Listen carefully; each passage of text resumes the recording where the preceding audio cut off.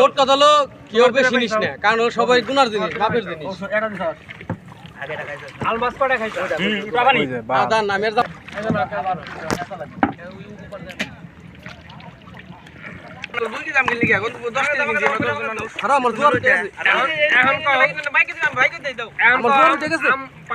একটা খাইছাও কেরা